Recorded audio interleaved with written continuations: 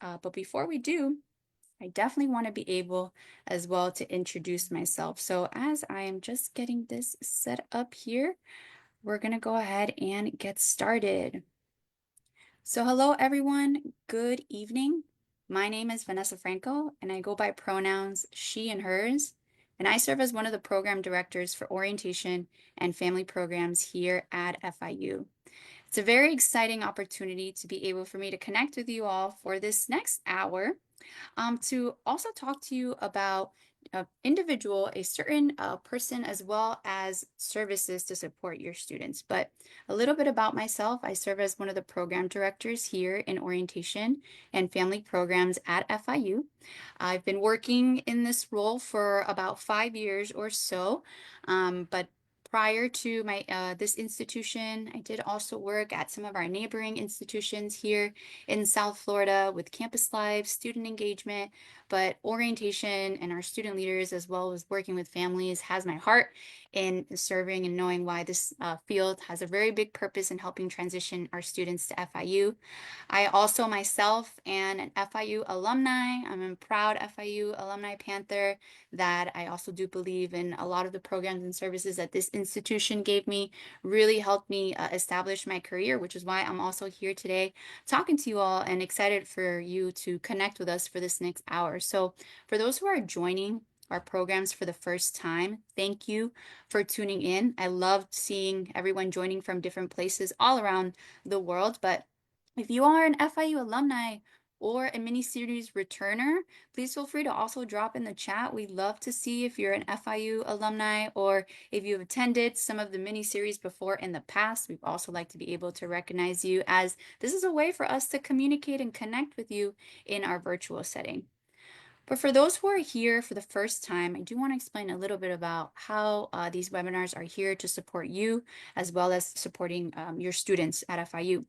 So the point of these webinars is to be able to connect you with FIU resources as well as professional staff members so we can help you get as much information as you need to support your students' experience at FIU.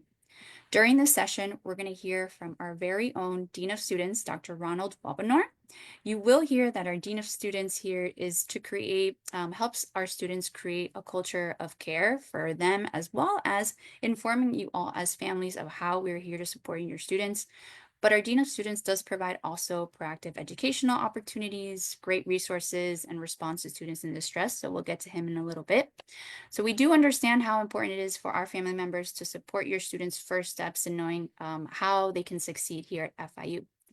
But before we turn it over to him, I just want to be able to review just some quick Zoom features on how to utilize the platform that we're in today, especially if this is your first time using Zoom.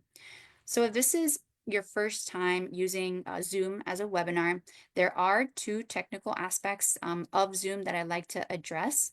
One of them is the Q&A feature, or the question and answer feature at the bottom of the screen. If you have any questions throughout the presentation today regarding anything that Ronald will say, please feel free to drop those questions within the Q&A and we will address them at the end of the session. So that way we can provide you with an educational conversation, as well as some great details and opportunities and resources to share.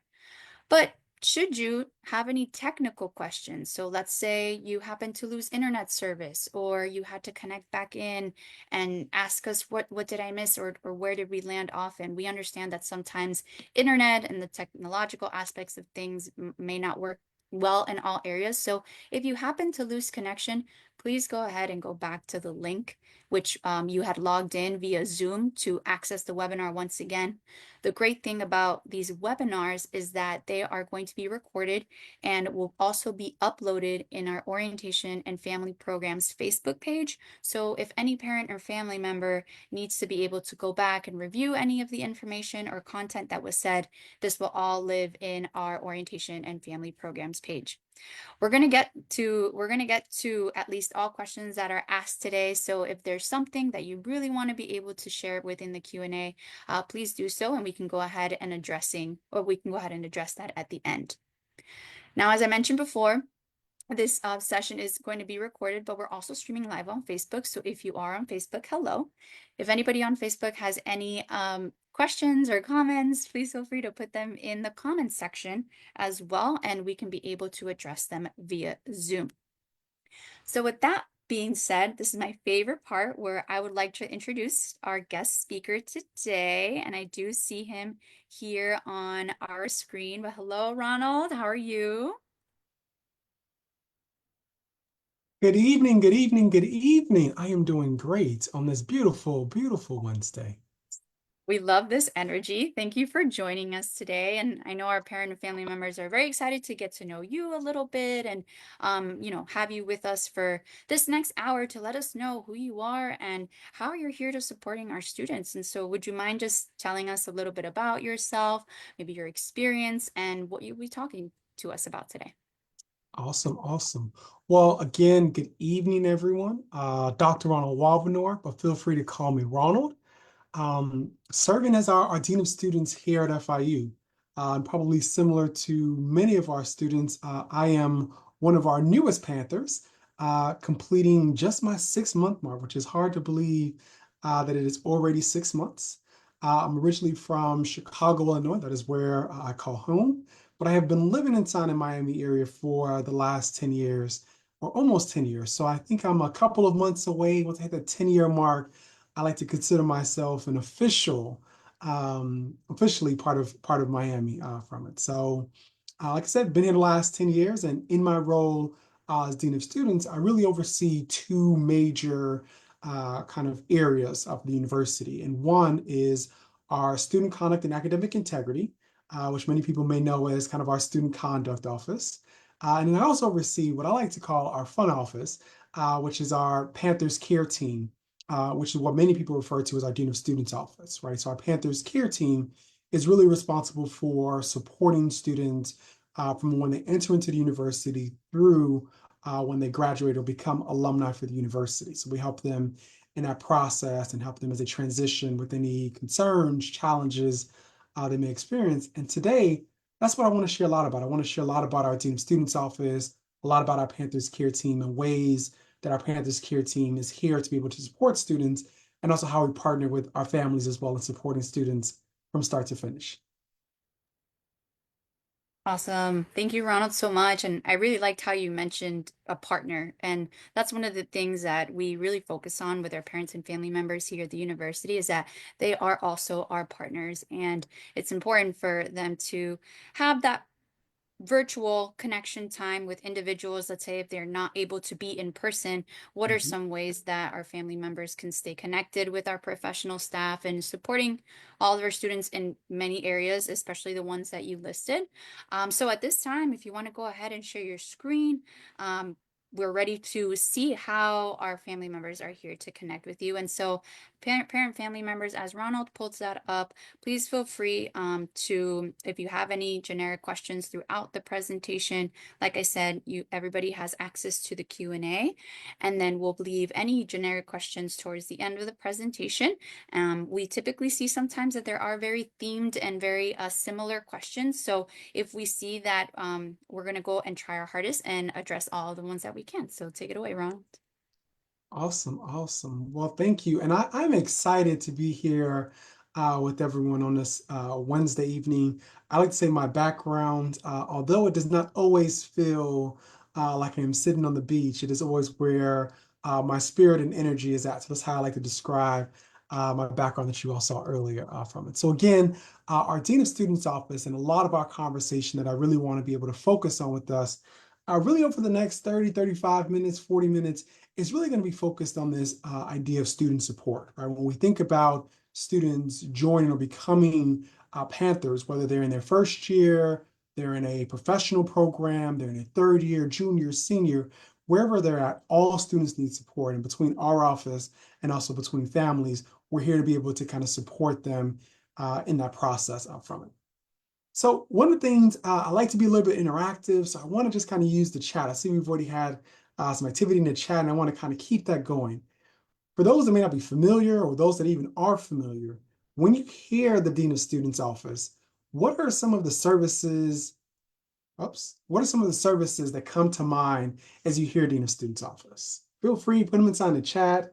I'm always curious.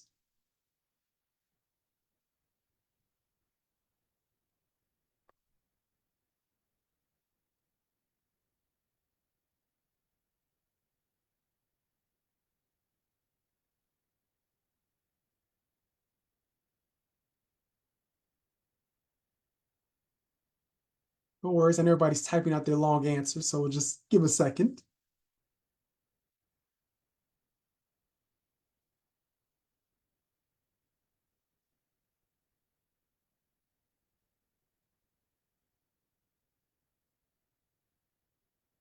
And if you have no idea, those are also helpful as well. Yeah, I like that. Someone is supportive of students in different areas. Yep, certainly.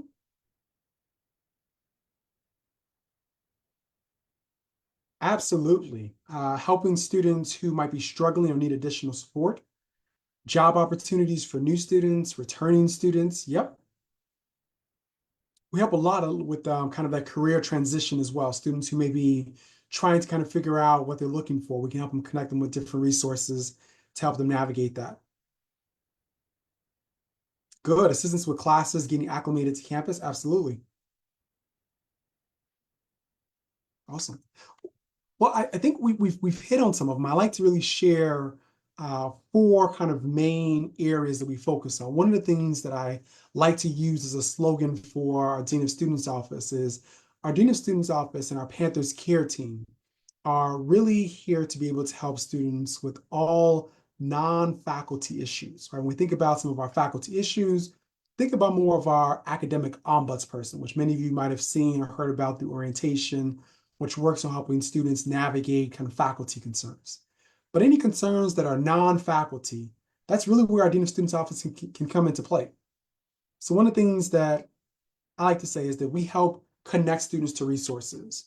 Resources might be career resources, they might be job opportunities, they might be resources for financial assistance, assistance with connecting with our counseling center.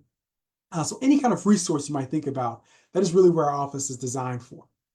We also do a lot with responding to concerns reported, which I don't want to touch on that too much now, but we'll kind of get on that a little bit later, where any concerns that are reported to the university, our Dean of Students office may have some hand in being able to facilitate either responding to those concerns or getting connected with students to connect them to resources related to those concerns.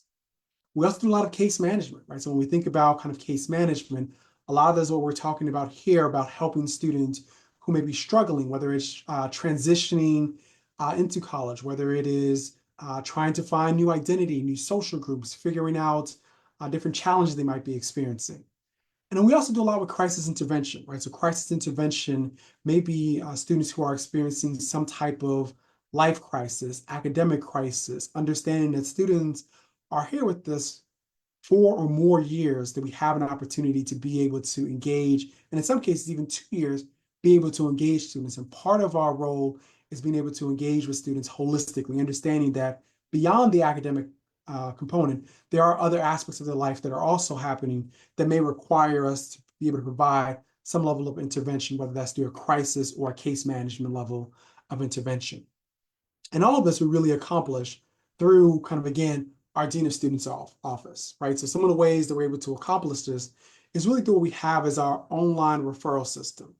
So our online referral system is an opportunity for faculty, staff, and students to help identify students they know that may be in sign of distress, right? Distress might mean that they're facing obstacles in their academic goals.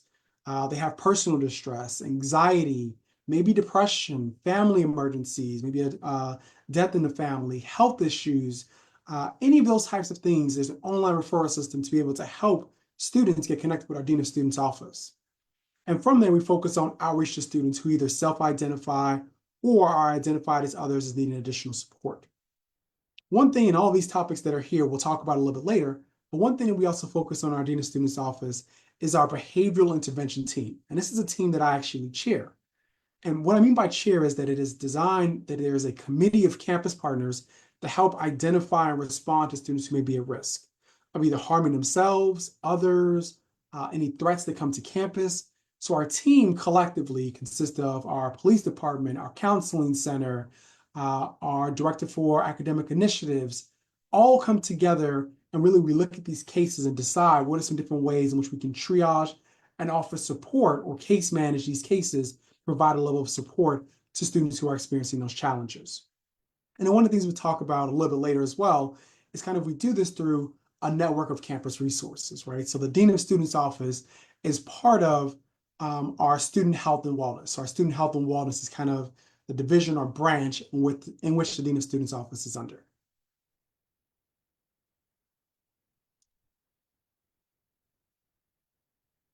So here's our Dean of Students care team. So our Dean of Students care team, we have a program coordinator, and then we also have our program director as well. So our program coordinators are really, again, focused a lot on being able to meet with the students one-on-one, help them develop care plans that help them be able to overcome whatever challenge they might be experiencing or help them navigate or connect to different resources that exist. And our program director really leads that kind of care team, or our Panthers care team is really led by our program director from it. One of the things that I like to tell, whether it's family or students, I like to talk a lot about kind of Maslow's hierarchy of needs. And some people may be familiar with this. And even if you're not familiar with this, Maslow's hierarchy of needs is essentially a theory that talks about our basic level of needs that we need to be able to be successful, right? So ultimately, our goal in life is to be able to get to a point of self-actualization, which essentially means being able to become that person or achieve that person that we desire to ultimately become. But what Maslow says is that in order for us to be able to achieve this point of self-actualization, there are other foundational things that need to occur before we can achieve that. And at the very bottom of that is what we talk about as our psychological and our safety needs. And what I like to tell students, what I like to tell families is that this is a lot of what our Dean of Students Office is. We like to focus really on those bottom two and in ensuring those psychological needs. Students have shelter, they have housing, students have food, water, those things that are responsible for basic survival. And then we move to the next step of safety. That safety comes again with that personal safety, financial safety, comes with health. And when we have these two bottom foundation things, it allows students to be able to receive that additional support and continue to move forward and being able to get to that point of self-actualization, right? And I think about this, that in order to get to all these points, a lot of it, as you can see, family is involved in this. A lot of this will also involve our academic components and how our faculty are involved, how friends all come together, and all together with these themes.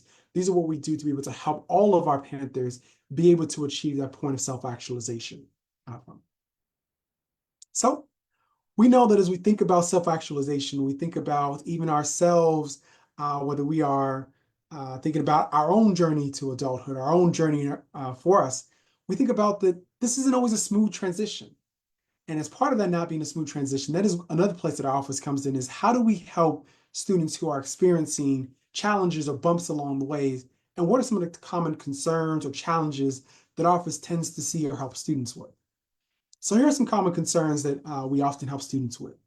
Adjustment concerns, students that are transitioning from, whether they're transitioning straight from high school or coming from a community college, or even just a transfer student. What are some of those adjustment concerns they might have, whether it's with adjusting to being inside Miami, whether it's adjusting to the academic rigor that comes with it, it's finding new friend groups, finding their own place on campus. We also work with academic challenges, students that are needing additional support with navigating that first time, having a syllabus, understanding what is expected of professors, utilization of office hours, and how do they utilize office hours. Financial hardships. We recognize that all of our students that are coming and attending the university are making a financial investment, and part of that financial investment means there may also be financial hardships, but those financial hardships are related to covering expenses related to tuition, housing, family expenses, their own as part of coming to school. Maybe they had to give up a job and now they're experiencing some financial hardships in that. Our office helps work with students, whether it's connecting them with scholarships, helping them connect with different awards or financial opportunities that may exist within their colleges as well from it. Family matters, hospitalizations, family emergencies, helping students communicate directly with their faculty in these cases, hospitalizations. We also work with a lot of students that are experiencing any form of housing insecurity. Those of us that live inside Miami or even just aware about Miami, we know how expensive it has gotten to live inside Miami. So we have or help with a lot of students with housing insecurity, roommate concerns, food insecurity, mental health concerns. And again, all of these things which we talk about are all part of those things that are going to help our students be able to achieve that ultimate person that they are looking to be able to come. And we believe that during their time with us, we are part of that journey in helping develop and cultivate who they are going to be as part of their self-actualization. That being said, I would like to be able to share some fun facts and things about what our office does. So with that, I want to lead us to a question back to our chat. Given some of the concerns that I previously mentioned in the previous chat, or just even your own experience, what do you believe was the most reported issue or concern during last academic year, so 2023 to 2024? What was the most reported issue or concern that you believe that our office helped navigate? Feel free to drop them inside the chat.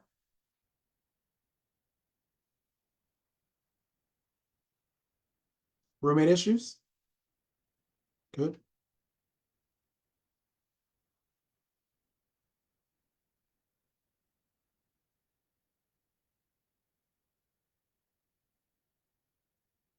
Cheating?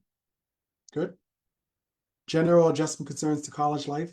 Yeah, I think especially when we think about a lot of our students that are with us and the impact that COVID has had, I think we definitely saw a lot around kind of that adjustment or transition to college. But I will say, over the last year, 2 years, we've been noticing that shift starting to shift back where students are not having as a hard time making that transition from high school or for previous locations coming out of COVID. So we are seeing that shift over the past 2 years. Financial aid for international students. Yeah, I think financial aid for all students. I think everybody is aware and probably have had experiences with FAFSA from it. So I think that financial aid in general.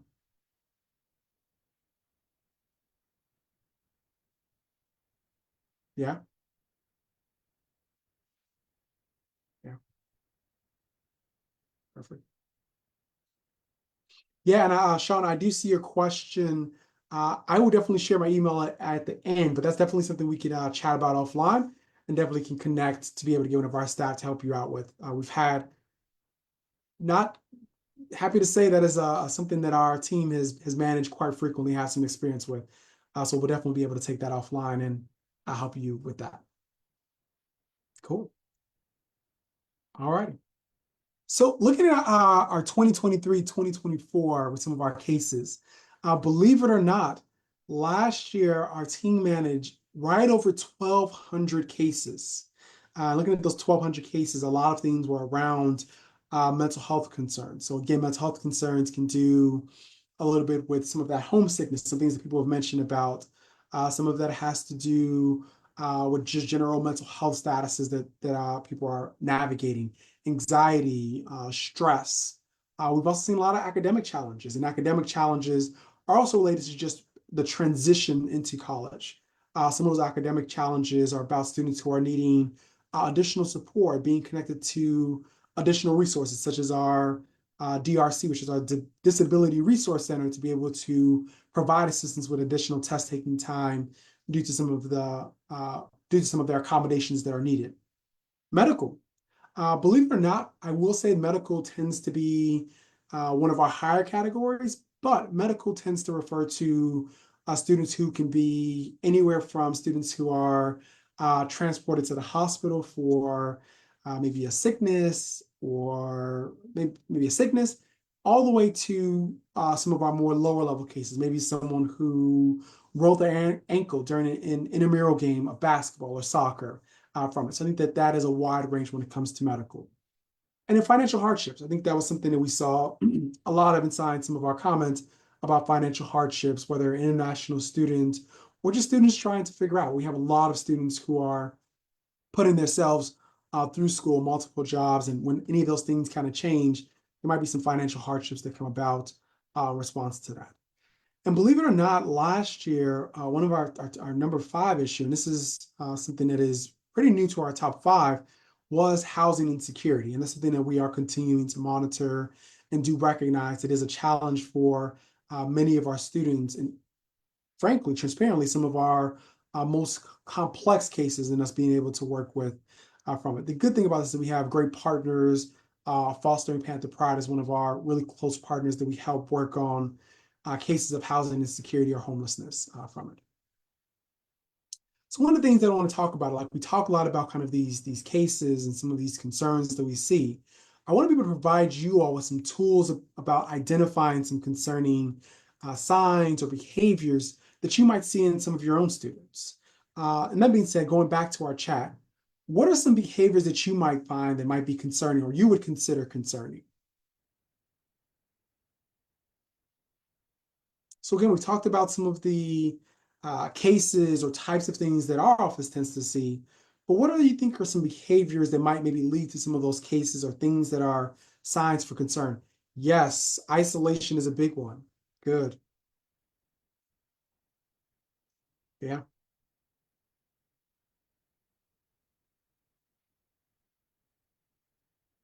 Others. Not engaging, barely sleeping. Yes. Sleep deprivation or any changes in sleep are definitely signs.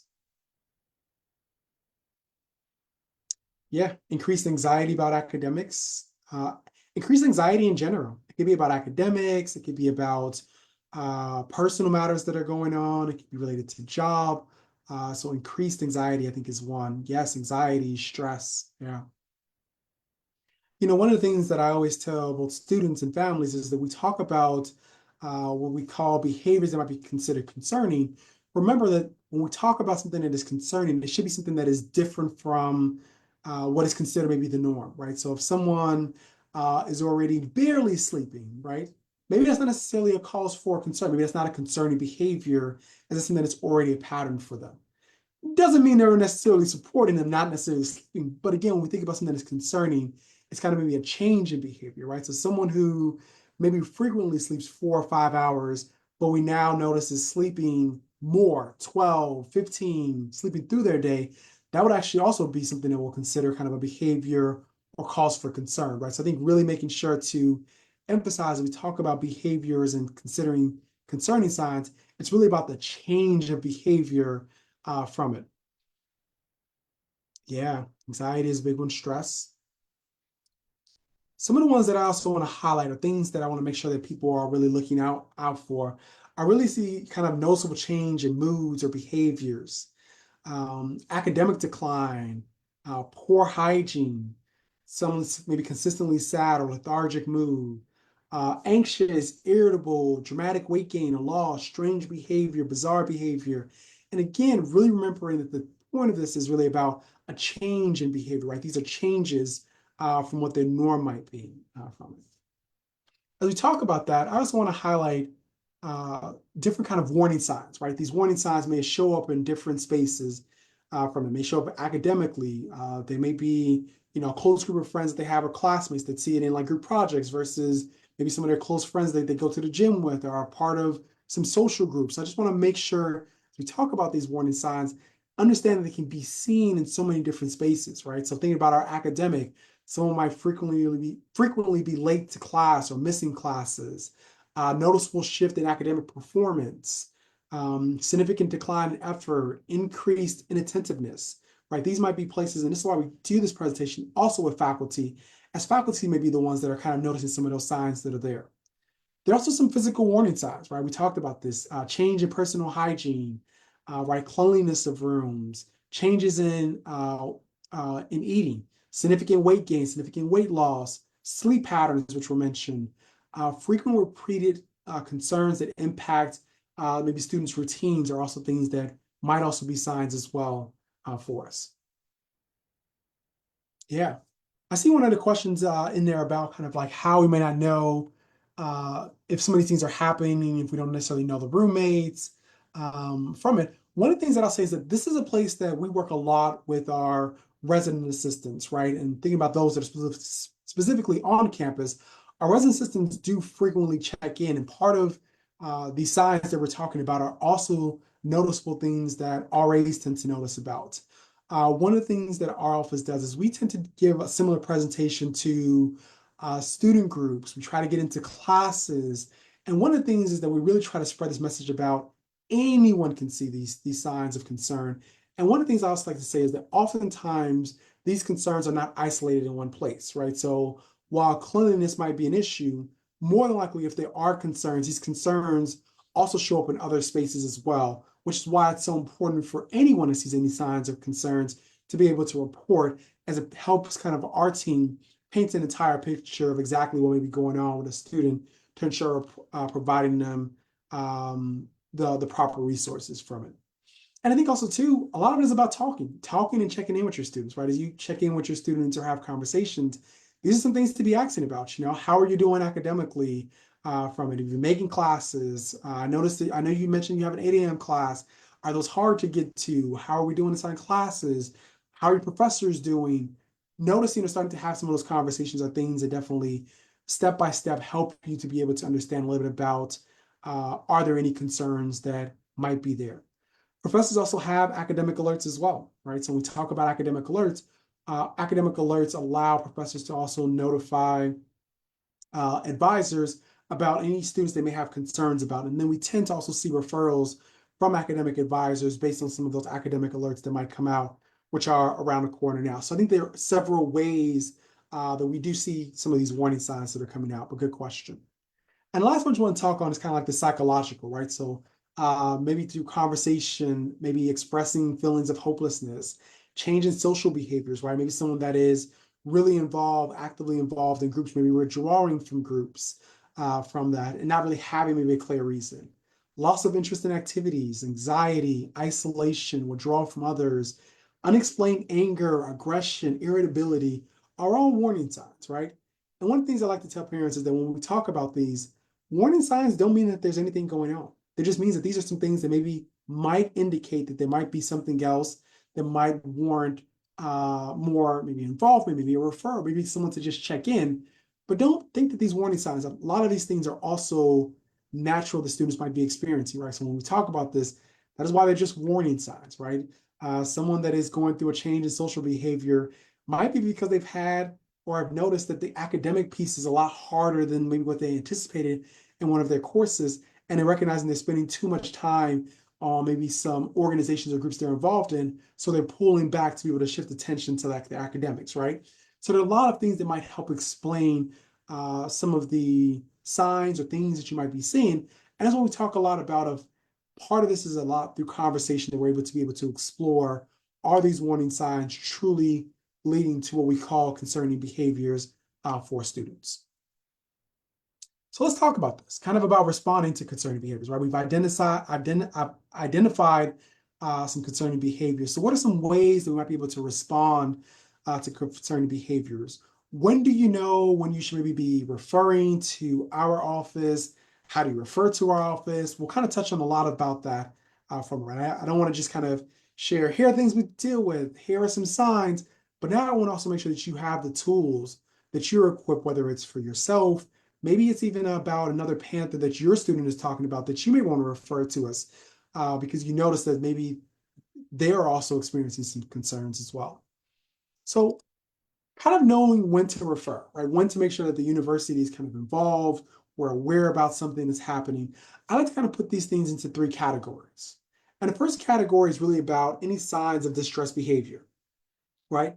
So you notice that someone's maybe experiencing health issues that are impacting them from going to class, right? So let's say they, hopefully this won't happen, but let's say they're inside a car accident or they have some type of health issue that prevents them from being able to attend class for multiple weeks.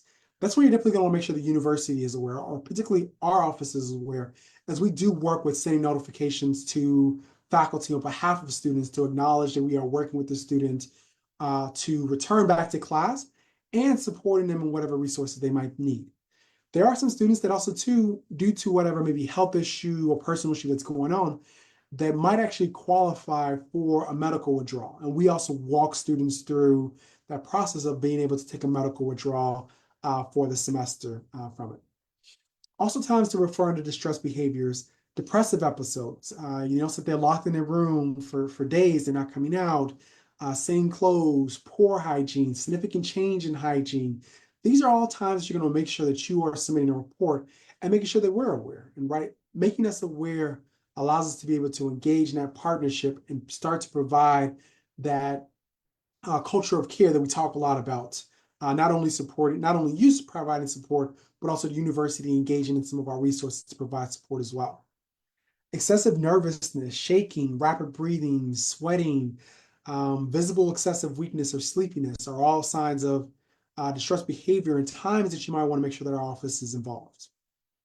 Disruptive behavior, behavior that is inappropriate. Again, it can be disruptive, abusive in nature, things again that you might either your student themselves might be aware of, or they might also be experiencing inside a course, an organization, a social group, a fraternity, a sorority. They may be experiencing. All of these places are okay to be able to report to us. It doesn't need to be just inside their rooming situation, right? Whether that's on campus or off campus. It doesn't need to be just inside an academic space. Again, it could be inside these social groups. It could be personal family matters that you're aware of that someone is going through or experiencing that are impacting their ability to be the best student that they can be for it. Again, disjointed and bizarre comments, things that are causing scene, offensive language, abuse, anger, aggression, any of that disruptive behavior are things that you're going to want to make sure that our office is aware of. And the last one is kind of dangerous behavior.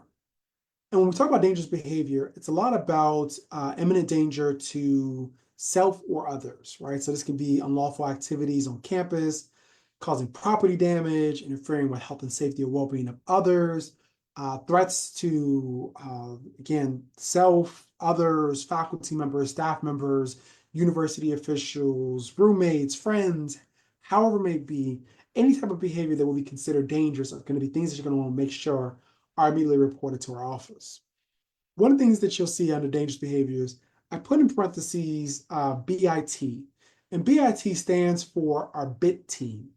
Our BIT team is our behavioral intervention team, which I mentioned at the very beginning, and our behavioral intervention team is our coordinated university response for any behavioral or threats to self or others in the university that comes together and we triage cases or reports that are related inside this category from it. So I just want to kind of, again, make sure that I am emphasizing that. I'll talk a little bit about that. Again, our BIT team includes our campus police, our counseling center, someone from our victim empowerment program. Our Title IX is also involved as needed in cases. Our disability resources office may also be involved or consulted with in cases that are there. Our associate VP is also part of our behavioral intervention team. And of course, we also have our FIU police department as well as part of our behavioral intervention team.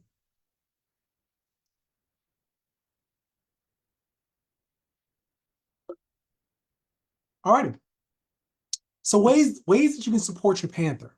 And I talked a little bit about this kind of in response to that. A lot of it is about kind of, again, this engaging in conversations and finding opportunity to be able to just listen and connect.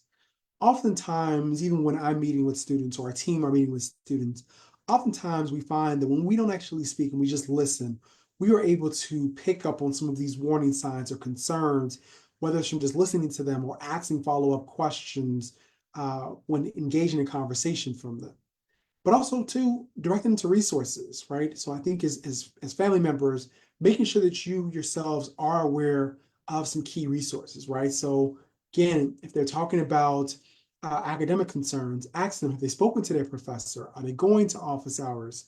If they're talking about concerns about transitioning to college, they're experiencing mental health concerns, they're experiencing things, maybe they don't even want to talk to you about that. Recognizing we have resources such as our counseling center on campus that allows them to be able to engage in some of those confidential conversations that they may want to be able to.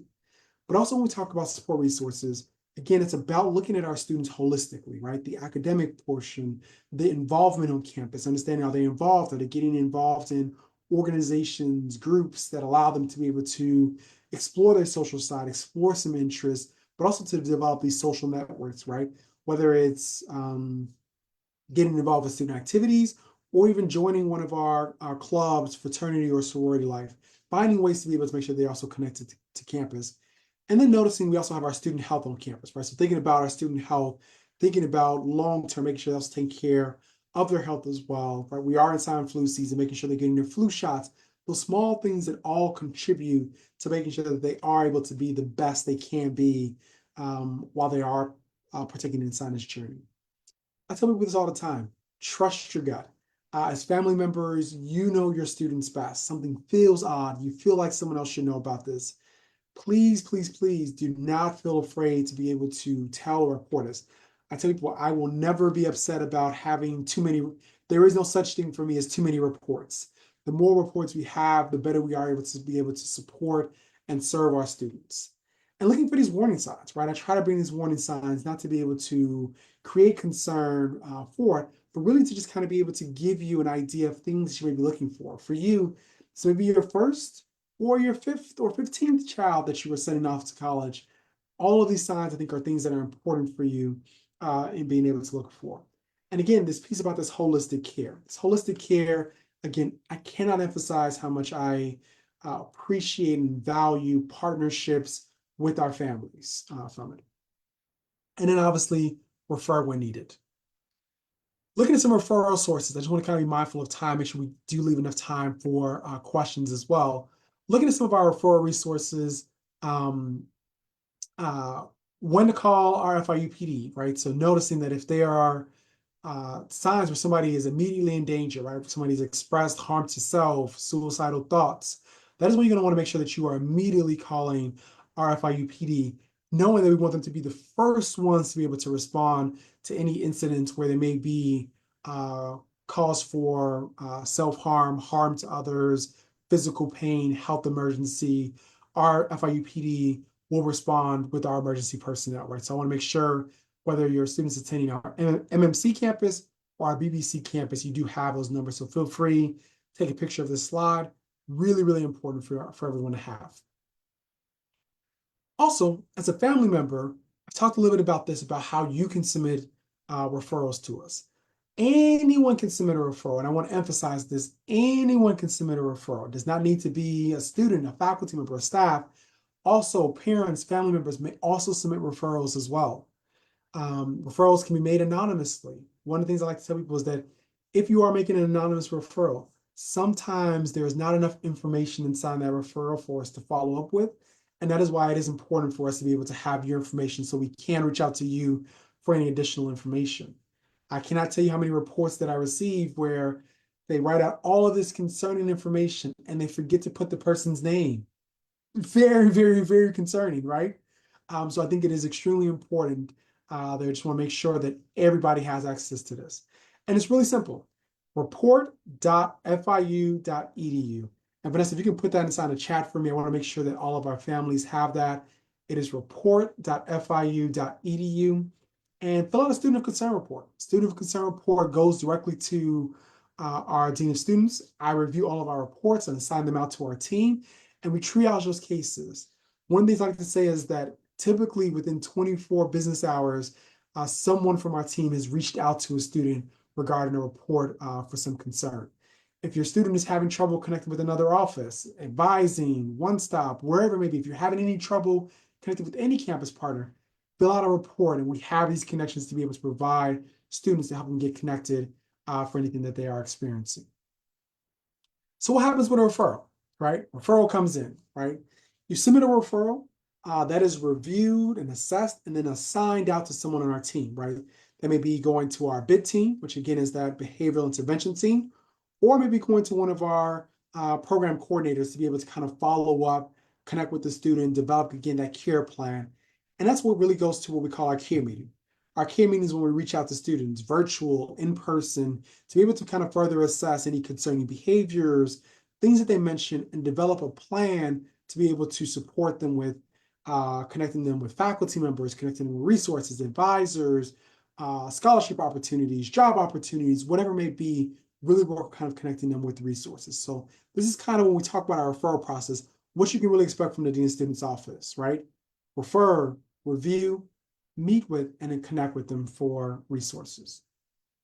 Sometimes students have some concerns that maybe they don't want to talk to someone. Maybe they just are curious about where they can go to. We have this really cool thing that I want everyone to go ahead, feel free to scan right here, called a Panthers Resource Navigator. What's cool about this is that you can see all the categories there. You can also type in keywords, right? So if you type in homelessness, you type in housing insecurity, you type in anxiety, whatever words you type in, it will give you all of the key campus resources that are connected to that keyword that you search in. So if you put in anxiety, it'll talk about your RA, it'll talk about our Dean of Students Office, it'll talk about the Counseling Center. Really, really good resource. I think for you as parents, this is a great resource for you as you're talking to your child. Maybe they mentioned some buzzwords that you've noted down and you're like, where can I refer them to? Where can I tell them to go to? Take a look at this. Scan it, type those words in, and it'll show you all of the offices, location, contact numbers, emails, and it allows you to be able to help kind of self-help students and where they're going to. Share this with your students. Students can also share with their friends. We are really, really trying to push this out because I think this is such a great resource for students to be able to help kind of navigate things that they're experiencing themselves. And then kind of just finishing up, one of the things I want to emphasize is really about as you're having your own conversations with students, remembering some of our supportive statements, right? That you're engaging. How can I help? Your fears, worries, triggers, they're not silly, right? Being able to kind of focus on, again, the culture of care. I'm here if you want to talk. Tell me more about your experience. That must be really hard for you. These are really the words or language we should really be using to be able to show support for our students. And I must say, I also want to make sure I emphasize things that are kind of these misguided statements.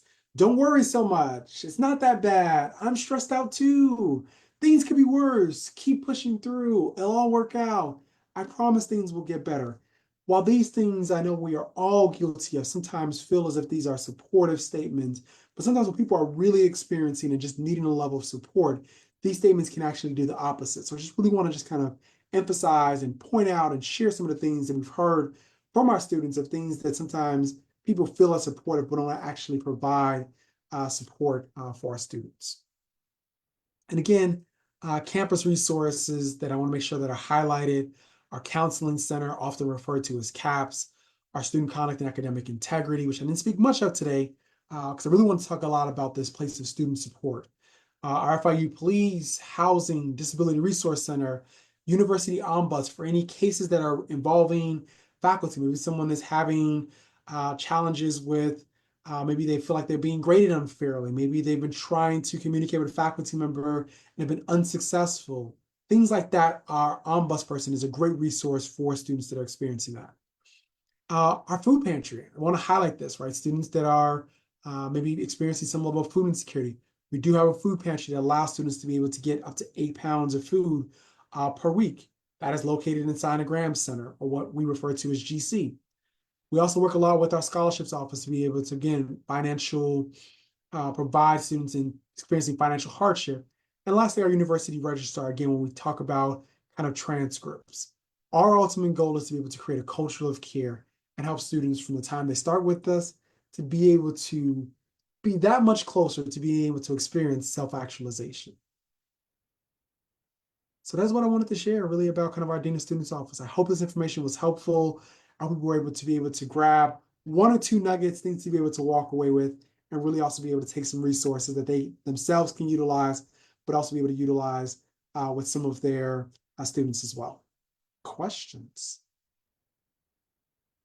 Awesome. Ronald, thank you so much for just this great information. I feel like it really provided a great insight on pretty much the services that you all offer to support your students in different avenues and how our family members can watch for signs of distress, or especially if this is, their first student in college, what to look out for as they're supporting them, or even transferring to FIU, as we all know that many, students transfer from different types of institutions. So that's really great. As family members drop some questions, keep in mind, parent family members, it'll be best if you drop your questions within the question and answer feature that you have in the middle of the screen. So let's get to a couple of these. So, Ronald, you mentioned about cases and reports. Are parents informed when you specifically work on these cases, or your team? And could you go over a little bit of how like the communication would go if a parent submits a report? Great question. It depends. Right? That's people's favorite answer. It depends, right? One of the things that I say is that oftentimes, one, if you do not have a FERPA form filled out, I highly recommend getting a FERPA form filled out. So FERPA is the Family Educational Rights Act that allows us to be able to share information with you about your students' academic records from it. Vanessa, if you can actually drop in the FERPA form, that'd be great. Just to make sure you have it. This is a form that the students will complete. It's something that we talk a lot about during orientation to make sure that you and your student are talking about what level of access you have to be able to give. When there are FERPA forms that are on file, there are times where we might engage parents who have submitted reports. One of the things that I like to say is that when I receive a report from a parent or even just a family member in general, oftentimes when we meet with the student, we try to encourage the student to be able to engage in a conversation with their family member, right? So part of that is we try to say like, hey, how does your family think about this? Have you talked to them? Where are you at with them? So we try to be able to close that connection to be able to respond back to them. One of the things that you will always receive when you submit a report is you'll always receive a outreach from someone on our team who will acknowledge that we've received the report and also provides you a point of contact to say if there's any additional information, questions you might have, gives you a place to be able to reach out to. And I encourage you, if you have follow-up questions, you haven't heard from your child, you're concerned about something, please reach out. I always say that, for me, this is again this partnership, but really, really important when it comes to FERPA, making sure that we have that FERPA form that is completed for students that allows us to be able to share both academic records, conduct records, allows us to be able to engage a little bit more freely with parents as it relates to concerns. Absolutely. And thank you for sharing that. That's very much a great way to streamline as well information from students to parents. And we want to also ensure that we're giving our students the autonomy to be able to fill out this form. And so I guess that's a question I'd like to clarify. Is the FERPA form filled out by students slash does it have to be in person or online? Good question. So purple forms are filled out by students. It does, again, it is the student's educational record that they have their privacy to. So it is students that are required to fill it out. It does require them to, it is completely filled out online. There are some cases where, parents or family members have come in person. There are always hard copies that we can always do if there are in-person conversations, but the form is primarily filled out online. You can follow those instructions that Vanessa dropped in the chat for us to be able to fill it out online. Very simple to fill out. And again, it walks you through exactly what you'll be filling out, what it provides access to for as a parent, right? This includes financial records, academic records, conduct records for it, and students have the option to be able to kind of select. Awesome. Thank you, Ronald. When it comes to student services, more on the health side, the clinics that we have on campus, are students or can students get their flu shots on campus? Yes, students can get their flu shots on campus and it is free. I dropped the link in the chat and you can see that it is free flu vaccines for all registered students. And all they have to do is they can call to be able to make an appointment at our student health clinics. Awesome. And to confirm, we have clinics as well, family members, both at the Modesto Midi campus as well as the Biscayne Bay campus, just to put that clarification out there. So we had some questions, and thank you, Ronald, for sharing about things to note while they're on campus, especially signs. You had mentioned earlier that one of the signs of probably distress was their effect on their academic performance. So a parent mentioned if the parent has concerns about a student's academic performance, who should they contact and how about getting those records? And they are mentioning, is that the FERPA form you are talking about? It is the FERPA form that will allow you to have some access to that. But I think I like to answer the first part of the question of who you should contact. The student, right? Your student is the first one, I think, to be able to start to be able to engage in that conversation, to really figure out how they're doing inside classes and how are they getting to the resources that are inside campus. And I think for me, if there are concerns, whether you're noticing signs of maybe you don't feel like they live at home, you don't feel like they're studying enough, they're not mentioning projects, they're constantly mentioning maybe being behind in science classes, and you want to make a referral for someone from our office to be able to say like, hey, I have academic concerns for my student. We're happy to reach out, happy to reach out, happy to reach out and by submitting that report and telling us what your concerns are, it gives us an angle to kind of be able to also reach out to students to be able to address those concerns from it. Okay, great. Thank you. Continuing then on the academic category, are professors or instructors informed when a student has a learning disability? Do they consider this when grading? Yes, good question. So all students who have any kind of needing kind of accommodations, right, related to kind of learning concerns should be registered with our Disability Resource Center. And when registered with our Disability Resource Center, there is a letter that is provided to faculty member that lets them know about the special accommodations that are needed for that particular student, right? Whether it's additional test taking time, whether it's some type of modification in terms of how information is delivered, that is notified directly with faculty member. And also, again, I encourage students to be able to engage with faculty around maybe some accommodations that they might need to be able to work on as well. Um, are there career opportunities for first year students to assist with paying for tuition or housing on campus? Let's start off with some job recommendations or career opportunities on campus. Yeah. So, one of the things that I like to point our students to is that there are so many places on campus that are always hiring. One of the places I actually point our students to is actually to our kind of career center that we have on campus, which shares jobs, internships of places that are hiring. Also, too, if students just go online and type in FIU jobs, they'll be able to also see student jobs that are available for students. One of the things I also like to say is that students should also check out our, let me find the website, our financial wellness site that also lists out uh, tons of scholarships that are available for students the students may not necessarily be aware of, that they should be getting connected with as well.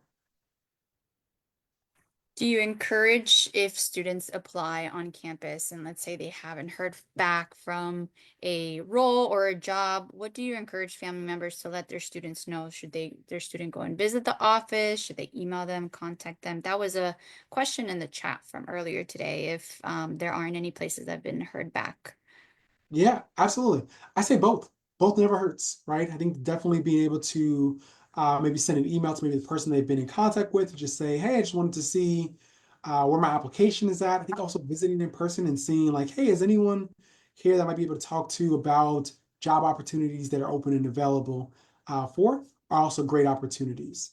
I also too want to highlight that there are outside of campus, there are so many um, opportunities within area as well. Right? We think about our Publix that is right across the street from our MMC campus. I think that there are other opportunities that also exist within the area as well for students to also be able to get engaged with. Awesome. Thank you for sharing. I know it's important that students take that extra step to be able to seeing what other opportunities there are instead of waiting, right? It could be you never know, it might have a good time to have an answer.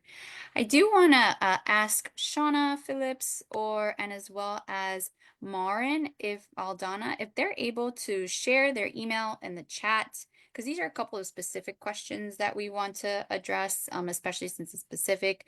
Again, Shauna Phillips and Marin Aldana, we want to be able to address your questions as well, especially from the ones that we got from the registration, since these are a little bit more specific.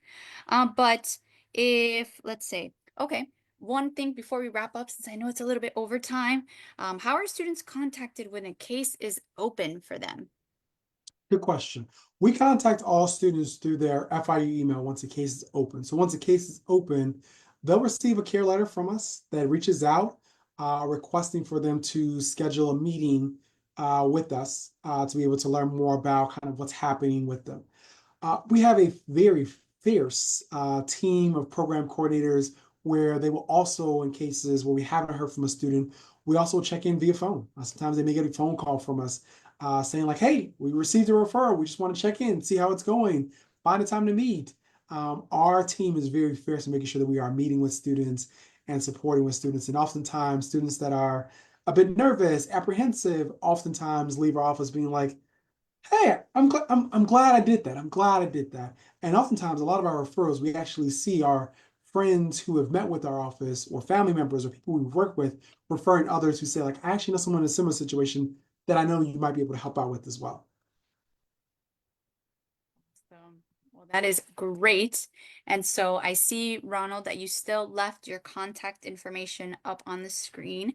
Yes. So for our parent and family members on the call, if you'd like to screenshot, take a picture of this slide, we can be able to also get in contact with you. I will address any open-ended questions at the end of this webinar. So I'd like to continue doing just a quick wrap up for the family members that are here to make sure to tune in to some of our remaining sessions. But again, Ronald, thank you so much for joining us today or tonight. This has been a very interactive presentation slash discussion on how we can be able to support our students here by looking at those behaviors or patterns, but also just knowing what kind of resources and information you're here to support and provide to our family members. So thank you so much for joining tonight. Perfect. Sorry, one last thing, Vanessa. Yes, go Um, for it. Shauna and Moran, if I said that, I'm sorry if I said that incorrectly. These are actually, both of your situations are great referral cases. So this is good practice. So report.fiu.edu, student of concern report, and we'll be sure to follow up with your students. But I think these are great cases, and I definitely want to make sure we are pushing our family members to get used to kind of reporting in this way forward. So please feel free to submit a student of concern report, and our team will follow up with it. And you have my email as well.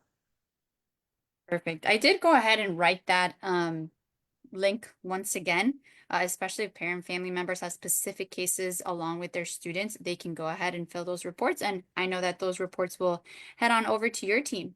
So thank you, Ronald, for So, joining us. All right, everyone. So I just want to do a quick wrap up with some orientation and family programs programming so everybody's aware of what is coming up within the month of October/November. So I'm going to go ahead and just share my screen to be able to let you all know that tomorrow we're going to have another mini series session as well with our friends over at One Stop. And so I want to go ahead and go to the next slide. But tomorrow we're going to have another parent family mini series on understanding and receiving financial aid offers. Last couple days ago, we had a session from One Stop on learning about FAFSA and what it means in applying. But now we're going to take it a little bit of a step forward, and we're going to talk about the process of when your student receives any type of financial aid offers, how to break it down, what to be able to understand versus apply, how it gets dispersed versus refunded. So we're going to have that session tomorrow at the same time, 6:30 p.m. Eastern time.